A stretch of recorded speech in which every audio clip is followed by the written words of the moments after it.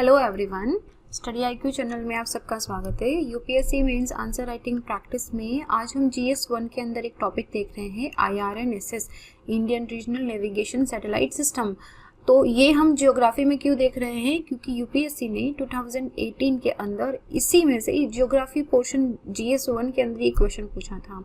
तो rather than focusing कि GS1 में है या 3 है, आज हम सिर्फ इस चीज़ पे फोकस करेंगे कि IRNSS है क्या। अभी ये इट माइट सीम लाइक काफ़ी पुराना टॉपिक हो गया है, बट हम बात करेंगे बेसिकली नेविगेशन की कि नेविगेशन क्या होता है। इसके साथ ही हम समझेंगे कि GPS क्या होता है। Now GPS is one technology. इससे पहले भी हमने GPS पे एक क्वेश्चन करा है कि किस तरीके से जो गूगल है ये और भी ज़्यादा ऑग्यूमेंटेड रियलिटी और वर्चुअल रियलिटी को लेके GPS का जो पूरा कॉन्सेप्ट है इसको और भी ज़्यादा प्रिसाइज कर रहा है। तो this is a very basic question about what is GPS, what is navigation और IRNSS क्या है, इंडिया को इसकी क्यों ज़रूरत है और कैसे ये जो IRNSS है ये हमारी स्पेस डिप्लोमेसी जो होती है, जो हम लोग बाकी नेबरहुड कंट्रीज़ की हेल्प करते हैं उनके सैटेलाइट्स को लॉन्च करने में स्पेस में, या सैटेलाइट को हम उनको देते, अपना डेटा हम उनको देते हैं, तो ये जो पूरी स्पेस डिप्लोमेसी है इसमें कैसे हम एकदम फ्रंट फुट पे आ सकते हैं। तो दिस इज़ अवर क्वेश्चन। मेरा नाम संतोष चौधरी है। अगर आप मुझसे जुड़ना चाहते हैं तो इंस्टाग्राम या टेलीग्राम पे little_simple_बुद्धा पे सर्च करके आप मुझसे जुड़ सकते हैं। इसके साथ ही please start writing the answers. आप में से अभी भी काफ़ी लोग पूछ रहे हैं कि क्वेश्चन को, आंसर को कैसे लिखना है, स्टार्ट करें। मैम लिखना है बट समझ में नहीं आ रहा है। अगेन द सेम आंसर, एक बार लिखना शुरू तो करो, जो भी जैसा भी लिखा जाएगा कोई बात नहीं, 1 दिन 2 दिन 10 दिन 1 महीने के बाद में वो अपने आप इम्प्रूव होने लग जाएगा। You just have to start writing. और यहाँ पे मैं आपको समझा रही हूँ कि क्वेश्चन की डिमांड क्या होती है, कैसे हमको क्वेश्चन को फ्रेम करना है, किस तरीके से हमारे जो कॉन्सेप्ट्स हैं इनको कंसोलिडेट करके हमको आंसर को लिखना है। So that understanding I am giving you here. ठीक है, तो अभी आपको सिर्फ लिखना स्टार्ट करना है।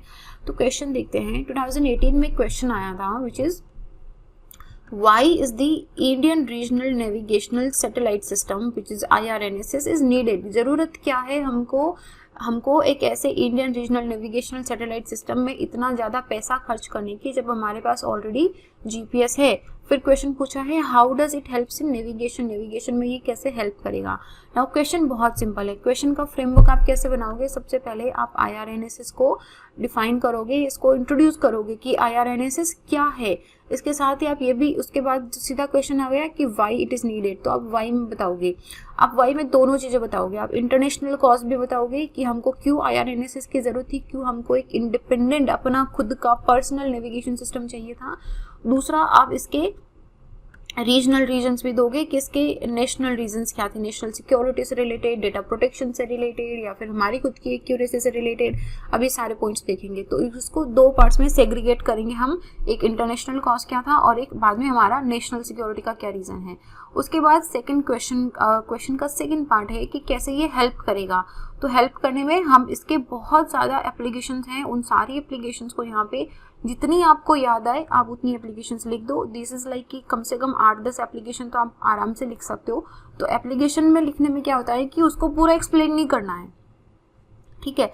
तो पूरा एक्सप्लेन करे बिना सिंपल एक लाइन के अंदर लिख दो कि यहाँ पे इसके एप्लीकेशन है, क्योंकि आपको नहीं पूछा गया है कि एक्सप्लेन करो उसको। You just need to tell them कि ये सारे एप्लीकेशंस हैं जिसके अंदर हमारा जो नेविक है इसको हम यूज़ कर सकते हैं। तो सिंपल सा फ्रेमवर्क के क्वेश्चन का, बहुत ज़्यादा कॉम्प्लिकेटेड है नहीं, ये बहुत ही स्ट्रेट फॉरवर्ड क्वेश्चन है। तो जनरली ये क्वेश्चन जो है ये साइंस एंड टेक्नोलॉजी, हमारा जो GS3 का पार्ट है उसमें से पूछा जाना चाहिए था, लेकिन ये GS1 में पूछा गया है क्योंकि somehow it is related to the geography also. So अभी इसका मतलब ये है कि और भी जो टेक्नोलॉजी से रिलेटेड क्वेश्चन है they can come as a bouncer in the GS1, इसलिए प्रिपेयर्ड रहना है। अगर GS1 में ये क्वेश्चन आता है इसका मतलब है कि हमको थोड़ा सा जियोग्राफी का टच लेके इस क्वेश्चन को आंसर करना है। And also guys it is UPSC, it can interlink so many topics with each other and it can ask the GS4 question। इस बार आपका पेपर 2020 में आप देखो GS4 का बहुत सारे क्वेश्चंस आपको देख के लगेगा कि दे आर GS1, 2, 3 क्वेश्चंस तो GS4 में दिया है।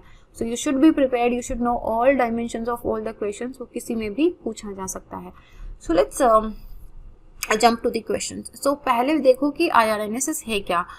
Indian regional navigation satellite system, word को ब्रेक करो, इंडिया का अपना खुद का रीजन का, and see when satellite captures the picture ना, तो ये ऐसा नहीं है कि ये सिर्फ इंडिया की बाउंड्री से बाहर की पिक्चर नहीं देगा, ये उस पूरे एरिया की पिक्चर देगा, चाहे उसमें नेपाल, भूटान और चाइना भी आता होगा, ये पूरे एरिया की पिक्चर देगा। नेविगेशन का मतलब क्या हुआ कि आपको एक जगह से दूसरी जगह पे लेके जा रहा है, सैटेलाइट का एक पूरा सिस्टम है। तो इंडिया का अपना रीजनल सैटेलाइट का एक जगह से दूसरी जगह तक हमको गाइड करने के लिए सैटेलाइट का सिस्टम है। और जब हमने IRNSS को लॉन्च करा, इसको फुल फ्लेजेड हमने वर्किंग में लेके आए, तो India is the only 4th country जिसमें ये independent regional navigation satellite system बना है। और ये IMO जो हमारी इंटरनेशनल मैरीटाइम ऑर्गेनाइजेशन है, as a part of the world wide radio navigation system, उनके द्वारा रिकॉग्नाइज्ड है। सो ध्यान रखना, India is only the 4th country. इससे पहले सिर्फ 3 कंट्रीज हैं, which is USA, China and Europe. तो इन 3 कंट्रीज, ये 3 ऐसी कंट्रीज हैं जिन्होंने अपना खुद का एक नेविगेशन सिस्टम लॉन्च करके रखा है, और बाकी India is the 4th country जिसका अपना इंडिपेंडेंट, हमारा खुद का, हमारा कंट्रोल्ड, हमारे सैटेलाइट एंड डेटा हमारे पास आएगा, हमारा इंडिपेंडेंट सिस्टम है। नाउ ये जो नेविगेशन सिस्टम है, ये लगभग 1500 किलोमीटर इंडियन ओशन के अंदर तक पूरा हमको जो नेविगेशन सिस्टम है वो प्रोवाइड करेगा, उतने एरिया को कवर करेगा। Now when you look at the map, आपको क्या लगेगा कि बहुत सारे जो छोटे छोटे आइलैंड्स हैं ना हमारी आज इंडियन ओशन के अंदर, वो सारे आइलैंड्स इसमें कवर होते हैं, जैसे कि श्रीलंका हो गया, मालदीव्स हो गया। तो ये सारे आइलैंड्स को हमारा नाविक जो है नेविगेशन सिस्टम ये पूरा कैप्चर करता है, और हम इन सारी नेबरिंग कंट्रीज को ये डेटा प्रोवाइड करते हैं, उनको भी नेविगेशन में हेल्प करते हैं। तो इसने जो पुराना हम GPS यूज़ करते थे उसको यूज़ करना छुड़वा दिया है, जो हालांकि हमने अभी तक छोड़ा नहीं है, लेकिन this has replaced the old GPS। और GPS क्या होता है, वेरी इंपॉर्टेंट टॉपिक, अभी देखेंगे।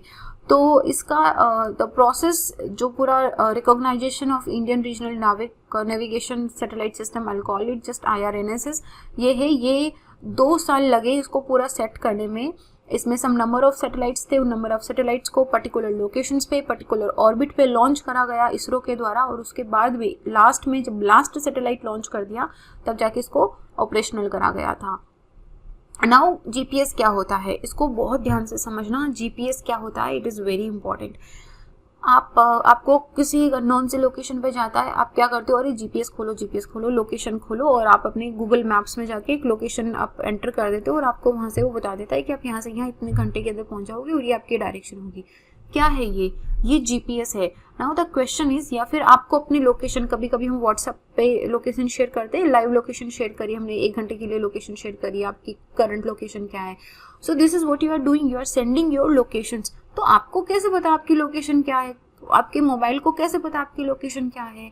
तो ये जो आपकी लोकेशन एग्जैक्ट कहाँ है, आपको कहाँ से कहाँ तक जाना है, ये पूरा नेविगेट करने में, ये पूरा आइडेंटिफाई करने में आपको जो सिस्टम हेल्प करता है वो है ग्लोबल पोजीशनिंग सिस्टम। मतलब कि ग्लोब पे, पूरे अर्थ पे आपकी पोजीशन क्या है ये पता लगाएंगे। अर्थ के ऊपर 24 सैटेलाइट कंटिन्यूसली ऑर्बिट कर रहे हैं वो।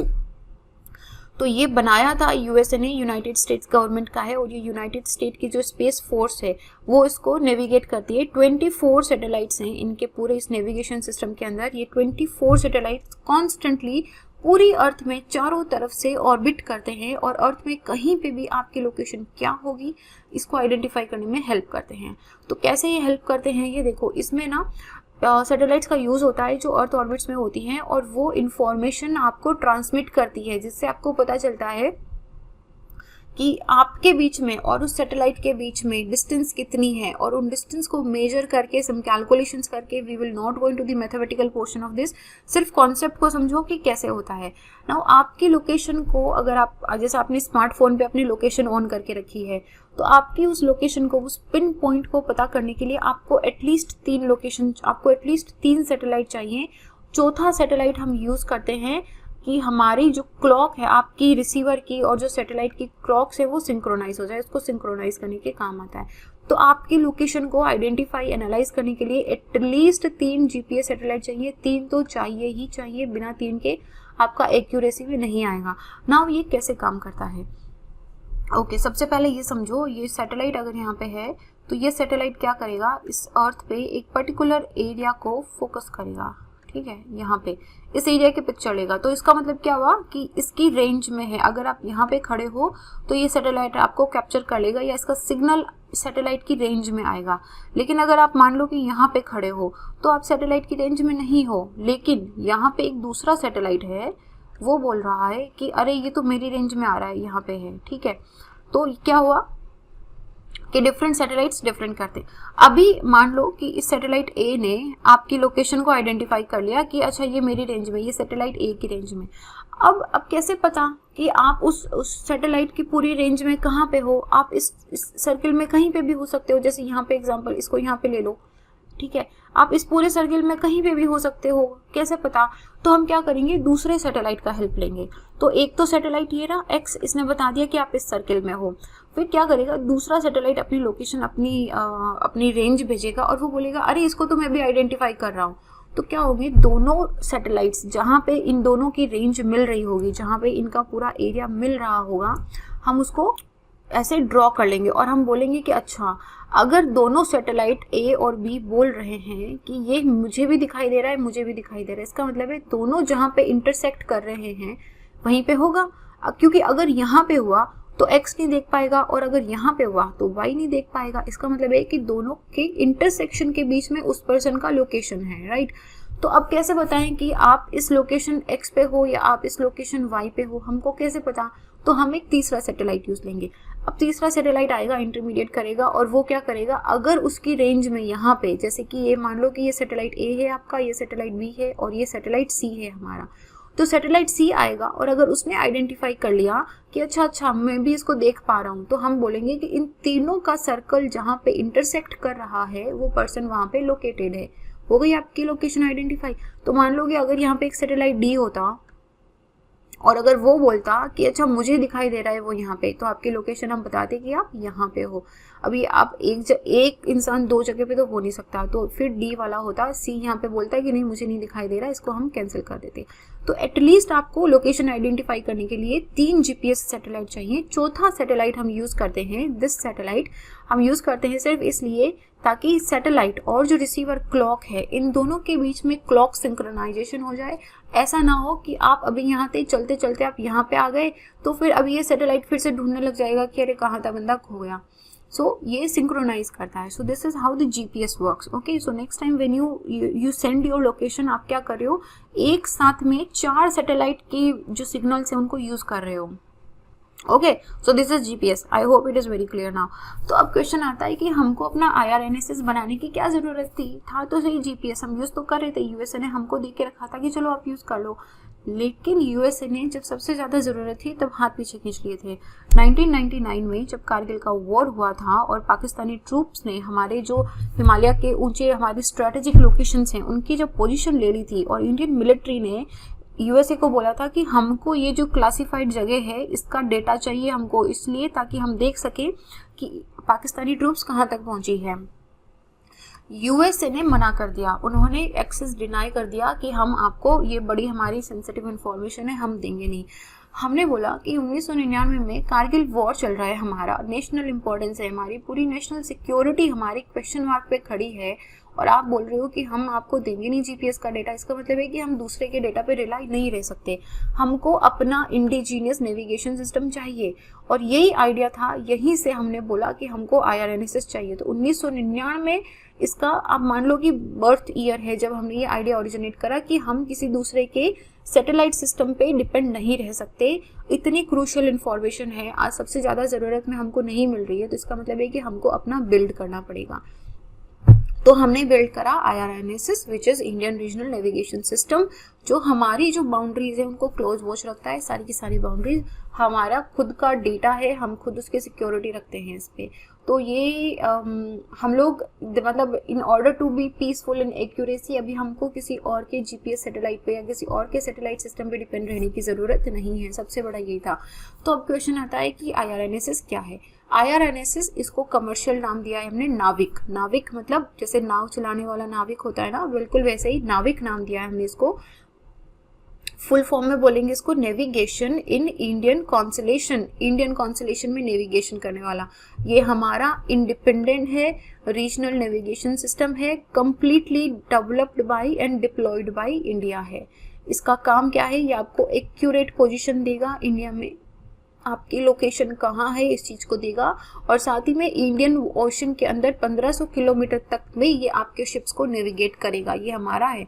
नाउ इसके अंदर कितने सैटेलाइट्स हैं, जैसे कि जीपीएस क्या करता है, जीपीएस ना पूरे अराउंड द ग्लोब आपके लोकेशन को बताता है, वेर इज नाविक या IRNSS जो है ये सिर्फ इंडियन रीजन के अंदर आपकी लोकेशन को बताएगा। तो अगर आप छोटे लोकेशन के अंदर अगर आप जानना चाह रहे हो कि छोटे एरिया के अंदर अगर आप जानना चाह रहे हो कि आपकी पोजीशन कहाँ पे है, तो आपको 24 सैटेलाइट नहीं चाहिए। 24 सैटेलाइट है पूरे ग्लोब को कवर करने के लिए।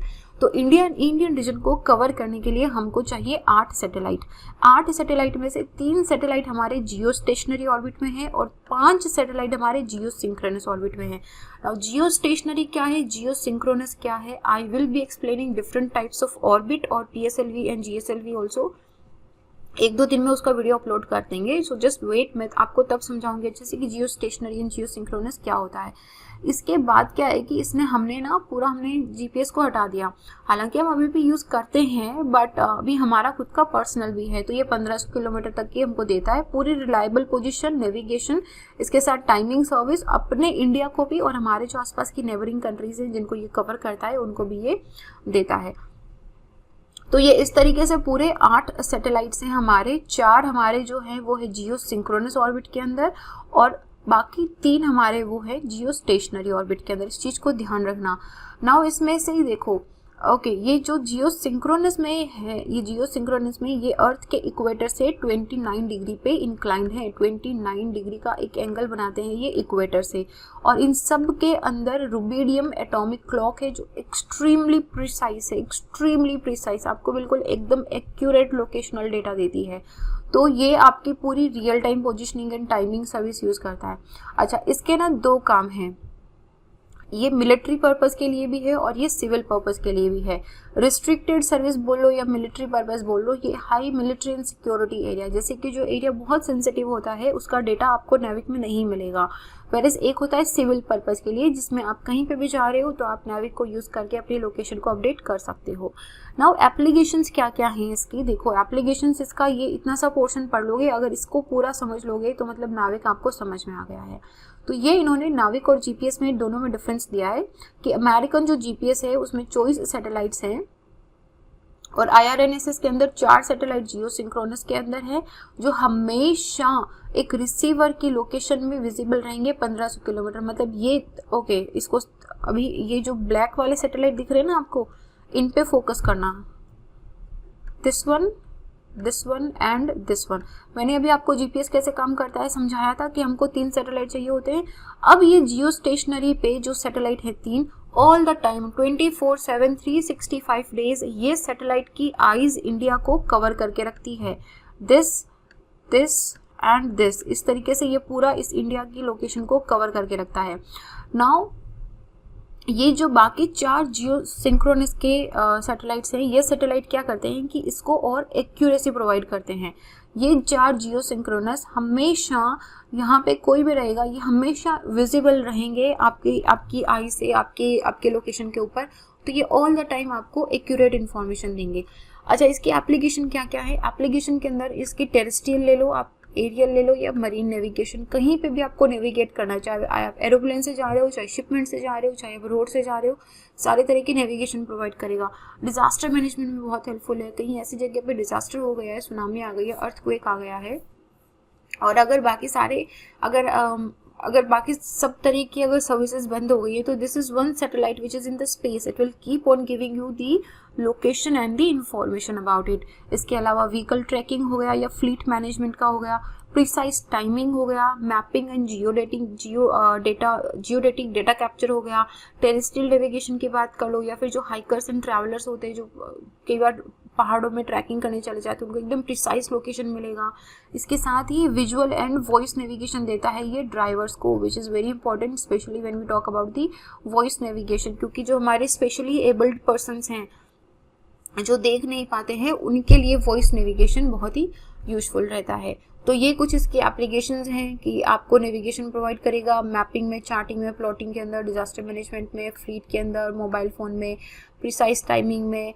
तो ministry of road transport and highway ने ये मैंडेट कर दिया है कि जितने भी नेशनल परमिट व्हीकल्स हैं उनको they have to have the tracking device, और ये ट्रैकिंग डिवाइस नाविक से लिंक्ड होती है। तो ये कुछ इसके एप्लीकेशन है जो काम आते हैं। नाउ IRNSS का अभी आप क्वेश्चन हमने डिमांड खत्म कर दिया, अब हमको कंक्लूड करना है। क्वेश्चन को कंक्लूड कैसे करेंगे हम, जो एक्स्ट्रा एक्यूरेसी जो हमको IRNSS प्रोवाइड करता है, क्योंकि पूरे 8 सैटेलाइट जो है वो सिर्फ इंडियन रीजन को वॉच कर रहे हैं, तो ये हमको फर्दर डेवलपमेंट, जितना टेक्नोलॉजी भी डेवलप हो रहा है, जैसे कि आप इंटरनेट ऑफ द थिंग्स ले लो, जैसे कि 5G आएगा, इन सब के लिए, और जो रिवोल्यूशनाइजिंग लॉजिस्टिक एंड इन्वेंटरी मैनेजमेंट है, जैसे कि टेलीमेट्री सिस्टम जो होगा हमारा, इन सब को वर्किंग लाने के लिए, इन सब की एप्लीकेशन को हेल्पफुल करने के लिए IRNSS बहुत ज़्यादा हेल्पफुल होगा हमको।